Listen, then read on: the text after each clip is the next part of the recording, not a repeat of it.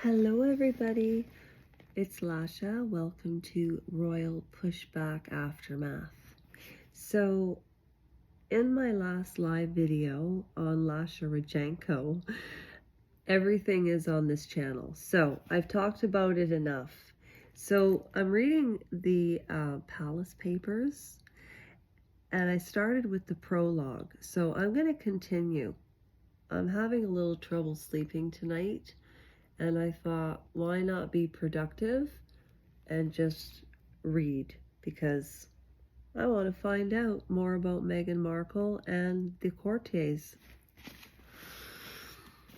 Okay, so I started on the live and I read it from the beginning, but I'm going to start again. Kryptonite. The Oprah Winfrey interview with Prince Harry and Meghan, Duke and Duchess of Sussex in March 2021, which I'll never forget, was one of the most ballyhooed in television history. I do not think that this interview holds well in time. That's why I call it the Royal Pushback Aftermath, because news goes by so quickly. And I did a video once and I started it with this trailer to a movie called Elegy with Ben, I'm getting to my point, in the palace, with Ben Kingsley and Penelope Cruz. And there was an age difference between them and they fell in love and it was a beautiful story. And one of the things that he said was, if you read a book, in 10 years, if you read the same book again, is your perception going to be the same again? And it was a Spanish director, and she was amazing, and she used one camera. So my point in tying that in to Kryptonite is, in looking back at that Oprah Winfrey interview, it scrubbed off the internet, and in my opinion, she made an absolute fool of herself. Just an absolute fool of herself. And you know what? I don't like to judge people because we all have demons. And I don't like to judge and gossip. You know my thoughts. Okay. So in March 2021 was one of the most ballyhooed in television history. It was recorded 1 year after their bolt for the royal exit in the palmy gardens of an undisclosed mansion in Montecito, their California Elba, perched high above the Pacific coast. Oprah's outsized glasses magnified her wonder of the couple's nuclear revelations about the House of Windsor. Nuclear revelations about the House of Windsor. Think of those words. Nuclear. When I hear that word, I think of the president and the buttons. So in other words, this is going to cause, and has caused, as we have seen, if you follow Meghan and Harry and Meghan, or the Duchesses. Yeah, it's getting ridiculous. And I did a video about the children and why it needs to be revealed, because then it'll shut this down. Were you silent or were you silenced? The TV oracle demanded in her most commanding tone over the over the ominous soundtracks in the teaser to the 2-hour special. The camera panned to Meghan's narrowed eyes, then cut off. We could learn her response. 49 million people globally churned in to find out. I'm not calling her the Duchess. Meghan wore Scoopy Lion.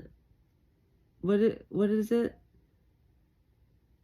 Whatever.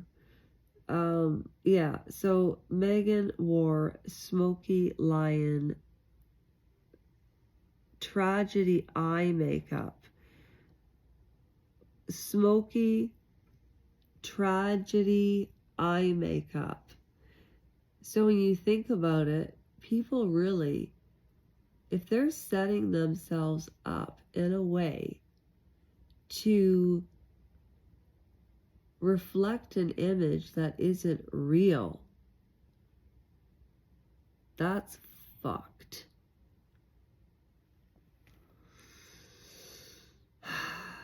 First deployed by Diana, Princess of Wales, in her notorious interview with Martin Bashir. I also did a video about Diana on Royal Pushback Aftermath, and it's under videos.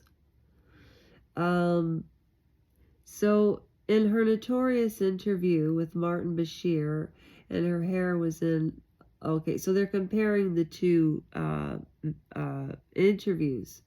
And with, okay, I'm just going to read this. So, Royal Code Breakers noted that on Meghan's left wrist was her late mother-in-law's Cartier diamond tennis bracelet, signifying that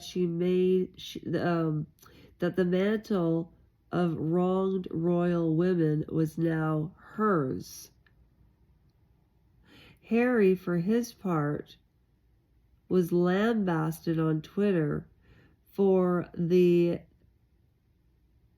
fail of his saggy socks. I remember they were criticizing his clothes for an undistinguished J. Crew suit. The main theme of his complaint was that his dad, the Prince of Wales, has mistreated his statement about seeking financial independence and cut off his money. This is one page of bullshit, and I would have to be like Paula M and go through every single thing that was a lie. It's not Wikipedia. This is the Palace Papers by Tina, I was going to say Tina Turner. Tina Brown. Okay, first of all, that whole interview was a setup from the beginning. They had an agenda. They knew what they wanted to say and what message they wanted to put out. It's just, it's the same thing as, you know, myself coming on camera, 3 a.m. because I'm having trouble sleeping and I don't want to waste time. I can't believe that lily grew. Look at this lily. I just noticed. I hope you can see it. It grew. Can you see the lily? Hang on.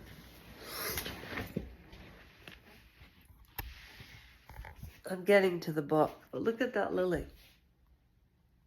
Oh, for heaven's sakes. There. I love that. I just noticed that.